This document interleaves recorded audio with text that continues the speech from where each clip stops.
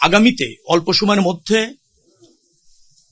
যত্রতত্র হাইওয়ের পাশে টিকিট কাউন্টার এটা থাকবে না, এটা বাস স্ট্যান্ডে নিয়ে আসতে হবে, অথবা গন্তব্য যেখানে বাস গিয়ে থামবে সেখানেই থাকবে। জিপিএস সিস্টেম আমরা চালু করার নীতিগত সিদ্ধান্ত নিয়েছি। সব পাবলিক পরিবহনে, সব পরিবহনে জিপিএস থাকবে। ঈদুল ফিতর আমরা শেষ করলাম, ঈদুল আজহা সমাগত, তো সেখানে কিভাবে আবার আরো বেশি কার্যকর করা যায়, আরো বেশি সুফল পাওয়া যায়, আরো বেশি নিরাপদ করা যায়, সে ব্যাপারে সবার মতামত আমরা জানলাম। আমরা অনেকগুলি পরামর্শ গ্রহণ করেছি, সেগুলি আগামীতে আবার কার্যকর হবে। সেই ব্যাপারেই আমরা আজকে এই মিটিংটা করেছিলাম। বেশ কিছু সিদ্ধান্ত আমরা ইতিমধ্যে নিয়েছি, যেমন হাইওয়ে পুলিশ আরো বেশি তৎপর থাকবে, যাতে হাইওয়েতে কোনো অবস্থাতে কোনো অস্থায়ী বাজার বসতে না পারে। সিলন টি রপ্তানিতে শীর্ষে।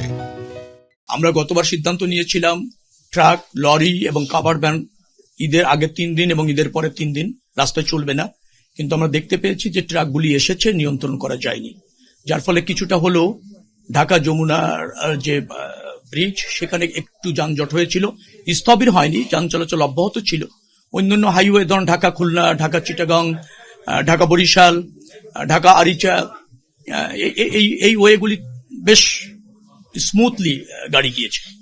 বাট একটু চাপ সৃষ্টি হয়েছিল শফিপুর, তারপর হচ্ছে আপনার গাজীপুর, চন্দ্রা, এই অঞ্চলটাতে, সেখানে আরো বেশি কিভাবে স্মুথলি ফাংশন করানো যায় সে ব্যাপারে কিছু পদক্ষেপ পুলিশ, বিআরটিএ, বাস মালিক সমিতি, বাসের আপনার যেটাকে বলা হয় পরিবহনের শ্রমিক সমিতি যারা আছে, তারা আরো বেশি সহযোগিতা করবে এবং আরো বেশি কিছু পদক্ষেপ আমরা নিতে চলেছি, সে ব্যাপারে আমরা একমত হয়েছি। আশা করি সেগুলি দ্রুততম সময়ের মধ্যে কার্যকর হবে। যেমন ধরুন বাস স্ট্যান্ডগুলিতে যেটা আছে সেখানে মালিক সমিতি বেশ তৎপর থেকে নির্ধারিত ভাড়া যাত্রীদেরকে টিকিট দিতে সক্ষম হয়েছে, কিন্তু যত্রতত্র পথে যেগুলি আছেন, অস্থায়ীভাবে আছেন, সেখানে কোনো কোনো জায়গায় অনেক সময় নিয়ন্ত্রণ করা যায়নি। অভিযোগ আসলে তাৎক্ষণিকভাবে মোবাইল কোর্ট জরিমানা করেছে, ব্যবস্থা নিয়েছে, যেখানে অভিযোগ পাওয়া গিয়েছে তাৎক্ষণিক ব্যবস্থা নেওয়া গিয়েছে এবং নেওয়া হয়েছে। তারপরও কিছু কিছু জায়গায় বিচ্যুতি ছিল, তো যার ফলে আগামীতে অল্প সময়ের মধ্যে